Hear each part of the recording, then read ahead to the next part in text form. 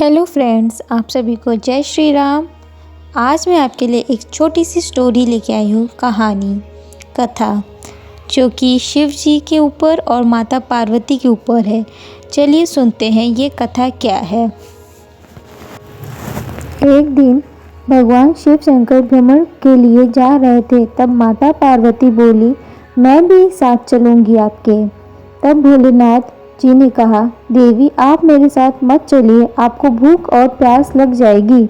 तब पार्वती जी ने कहा, नहीं महाराज, मैं भी चलूँगी। रास्ते में पार्वती जी को भूख लगने लगी।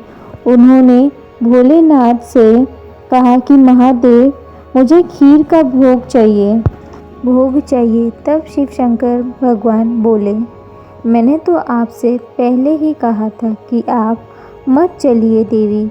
तब भगवान शंकर और माता पार्वती भेष बदलकर एक गांव में गए। वह एक साहूकार के घर पहुंच गए। तब साहूकारनी बोली, महाराज आपको क्या चाहिए? तब ब्राह्मण वेशधारी भगवान शिव शंकर बोले, हमें खीर खांड का भोजन चाहिए। इस पर साहूकारनी ने कहा कि अगर खीर खांड के भोजन चाहिए थे तो अपने घर में क्यों नहीं रहे।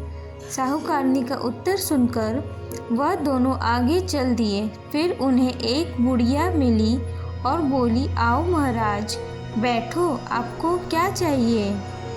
तब ब्राह्मण के वेश में भगवान शिव शंकर बोले कि मेरी पत्नी को खीर खांड का भोजन चाहिए। बुढ़िया ने कहा, महाराज मैं अभी लाई। और फिर वह एक लोटा जल लेकर चल दी। तब ब्राह्मण ने कहा, बुढ़िया माँ कहाँ जा रही हैं? तो वह बोली, मैं दूध, चावल और खांड लेने जा रही हूँ।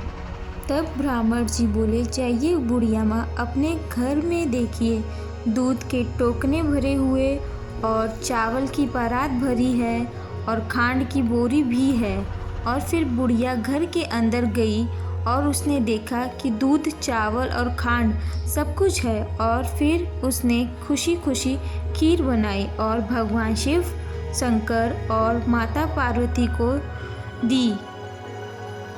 उनके खाने के बाद बुढ़िया ने कहा, मैं इस बची हुई खीर का क्या करूं?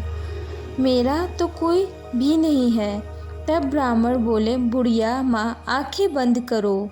तब बुढ़िया माँ ने आंखें बंद कर ली और फिर उन्होंने कहा, अब आंखें खोलो। बुढ़िया ने आंखें खोलकर देखा तो उसका पूरा परिवार हो गया। अब बुढ़िया बोली, मैं इन्हें कहाँ रखूँगी? तब ब्राह्मण वेशधारी भगवान शिव ने झोपड़ी को लात मारे और झोपड़ी महल बन गई। यह देखकर बुढ़िया बहुत खुश हुई और वह खीर की कटोरी भरकर बांटने लगी। जब वह खीर देने साहूकारनी के घर गई तो साहूकारनी बोली, तेरे घर में खीर कहाँ से आई? तब बुढ़िया ने कहा, मेरे यहाँ खीर खांड का भोजन करने एक ब्राह्मण और ब्राह्मणी आई थी, उन्हीं के प्रताप से यह सब हुआ है। तब साहूकारनी ने कहा, मेरा धन तेरे पास कैसे आ गया? मेरे पास तो कुछ भी नहीं बचा। कहाँ है वो ब्राह्मण और ब्राह्मणी? तब बुढ़िया माँ ने कहा, वह दोनों अभी मेरे घर से निकले हैं। फिर साहूकारनी भागी भागी उनको ढूंढने लगी।